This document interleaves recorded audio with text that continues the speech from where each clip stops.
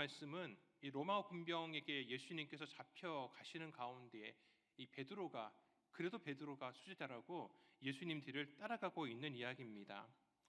그리고 예수님께서 이미 말씀하셨던 것처럼 베드로가 예수님을 3번 부인하는 그런 기록입니다.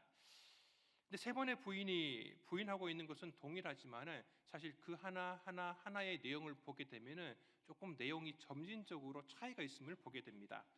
첫 번째 내용은 이렇습니다. 한 여종이 베드로를 알아보고서 그에게 이렇게 얘기를 합니다. 우리 누가복음 22장 56절 말씀을 같이 보겠습니다.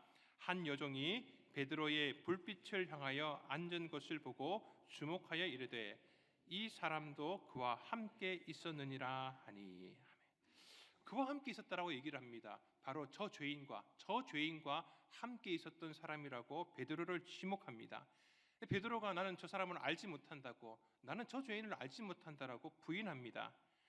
근데 뒷구절에도 보면은 이 여종이 얘기한 것처럼 그와 함께 있었던 사람이라고 얘기는 하고 있지만은 사실 여기에서 지금 그와 함께라고 하는 단어와 뒤에서 그와 함께라고 했을 때의 그 문구가 헬라어로 보게 되면은 서로 다른 전치사를 사용하고 있습니다. 여기에서 쓰고 있는 그와 함께라고 했을 때 함께라는 전치사가 이 헬라어로 쉰이라고 하는 전치사를 씁니다. 그냥 함께 있었다라는 것이 아니라 좀 더 깊은 의미를 가지고서 그와 함께 무언가를 했다라는 겁니다. 더불어서 무언가 일을 함께 도모했다라는 의미를 갖습니다. 그러니까 여종이 지금 베드로를 향해서 얘기하고 있는 것은 이 사람도 저 죄인과 함께 무언가를 했다라는 것이죠. 무엇을 했습니까?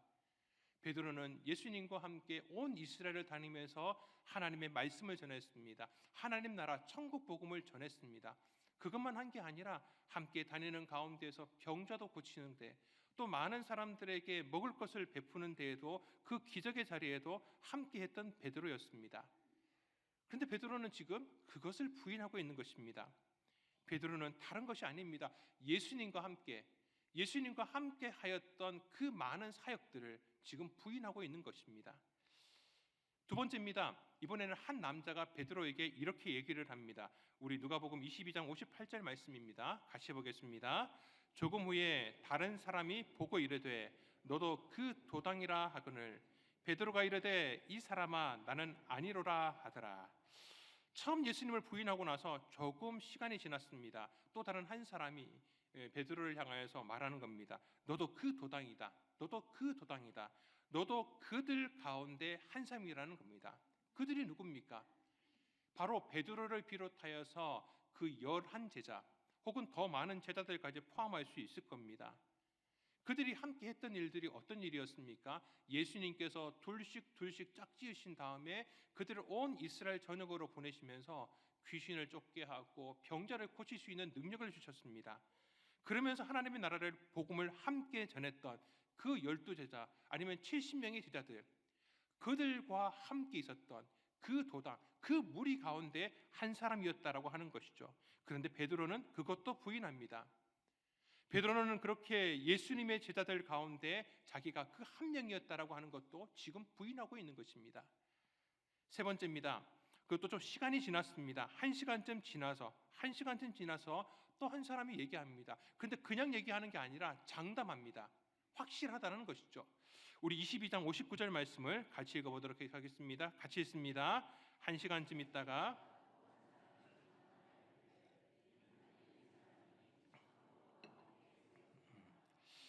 한 시간쯤 지났다고 합니다. 한 시간 동안 베드로는 생각할 시간이 있었을 겁니다. 두 번이나 부인했기 때문에 그 마음 가운데 양심이 찔렸다든지 부끄러움을 느꼈다든지 그런 걸 느끼지 않았을까요? 그런데 그렇게 한 시간이 지난 뒤에 또 같은 일이 생기고 또 부인하게 됩니다. 한 남자가 얘기합니다. 앞에 있는 말처럼 그와 함께 있었다라고 하지만은 다시 말씀드리지만 의미가 조금 다릅니다.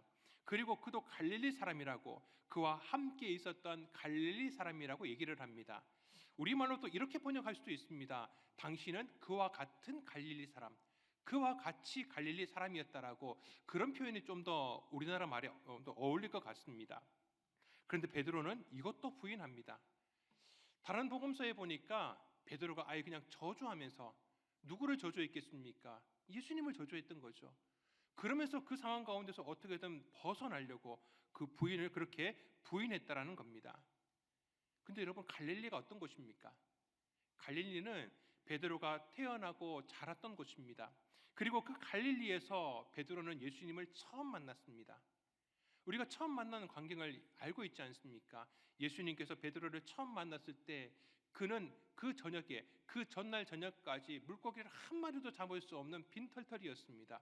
아무것도 없는 상황이었습니다. 그런데 주님께서 오셨고 주님께서 베드로를 향하여서 배를 깊은 데 가서 거기서 그물을 내리라고 말씀하셨고, 자기가 베드로의 얘기처럼 내가 밤을 새도록 아무것도 건지지를 못하였지만은 말씀에 순종하여서 내가 그물을 내리겠다라고, 그렇게 그물을 내렸을 때에 배가 물에 잠길 만큼 엄청나게 많은 물고기를 잡지 않았습니까? 그리고 주님께서는 그런 베드로를 향하여서, 말씀에 순종하였던 베드로를 향하여서 네가 앞으로는 사람을 낚는 어부가 될 것이다라고 말씀하셨던 것, 그곳이 바로 갈릴리였습니다. 예수님을 처음 만났고 예수님으로부터 첫 기적을 경험하였고 예수님으로부터 처음 소명을 받은 곳, 그것이 바로 갈릴리였습니다. 베드로는 지금 그렇게 처음 주님을 만났던 것, 그리고 주님께서 자기를 사람을 낚는 어부로 그렇게 부르셨다라는 그 사실마저, 그 모든 것들을 지금 부인하고 있는 것입니다. 결국 베드로는 이 세 번의 부인을 통하여서 처음 주님을 만났을 때부터, 그리고 조금 전까지 주님과 함께 만찬을 나누면서 그 모든 것들을 지나왔던 그 모든 시간들, 그 모든 것들을 지금 부인하고 있는 것입니다. 그것의 출발이 어디냐?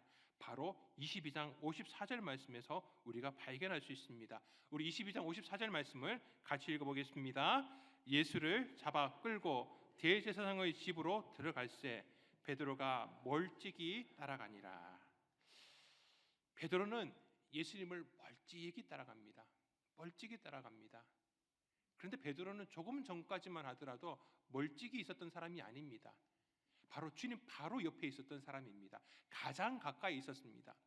예수님께서 이제 곧 내가 잡히게 될 것이고 내가 죽임을 당할 것이라고 얘기를 했을 때에 예수님의 옷을 붙들고서 예수님 그런 일이 있을 수가 없습니다 라고 항변까지 할 만큼 예수님에게 정말 가까이 있었던 사람이 바로 베드로였습니다. 그런데 그런 베드로가 지금 멀찍이 있습니다. 그런데 이 베드로의 모습은 예수님께만 멀찍이 떨어져 있는 것 같습니다.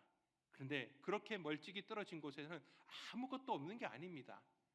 그 멀찍이 떨어진 곳에는 어떤 사람들이 있느냐? 바로 이 베드로를 계속 몰아붙이면서 베드로로 하여금 자기가 주님과 함께 있었다라는 것, 함께 사역했다라는 것, 그리고 무엇보다 주님께서 나를 부르신 그 부르심까지 부인해야지만이, 그것을 부정해야지만이 그들과 함께 불을 쬐 수 있는 바로 그런 곳이었습니다. 사랑하는 성도 여러분, 베드로의 이러한 모습 가운데서 혹여 우리의 모습이 발견되지는 않습니까? 우리가 처음 주님을 만났을 때는 얼마나 기쁘고 감사하고 감격스러웠습니까? 우리의 마음 가운데 여러 가지로 다짐했을 겁니다. 주님을 위해서라면 내 생명도 바치겠습니다. 절대 주님께서 베풀어 주신 이 은혜와 사랑을 나는 잊지는 않겠습니다. 하나님, 세상보다 주님만을 내가 사랑하겠습니다. 그랬던 우리가 지금 어디쯤에 계십니까? 혹시 우리는 베드로처럼 멀찍이에서 주님을 바라보고 있지 않습니까? 그런데 그것은 그냥 주님으로부터 멀찍이 있는 아무것도 없는 것이 아닙니다. 그곳에 있을 때에 이 한 여정과 같은 사람, 또 이 한 사람처럼 나를 붙들고서 내가 처음 주님을 만났던 것, 처음 주님 앞에 소명을 받았던 것, 내가 주님 앞에서 그 첫 기적을 경험했던 것, 주님과 함께 사역했던 것, 우리가 교회 가운데 봉사하고 헌신하며 주님 나라 영광에서 살아왔던 그 모든 것들을 부인하게 만드는 곳이 바로 그 멀찍이 떨어져 있는 곳이라는 겁니다. 그런데 우리 주님께서는 그렇게 멀찍이 떨어져 있는 그 우리를 바로 보십니다. 그런데 그냥 보시는 것이 아니라 그 고난과 채찍을 받는 곳에서 그냥 몸을 돌이키시는 것이 아니라 그 베드로를 보시기 위해서, 그 찢어지는 몸임에도 불구하고 그 몸을 돌이켜서 베드로를 보십니다.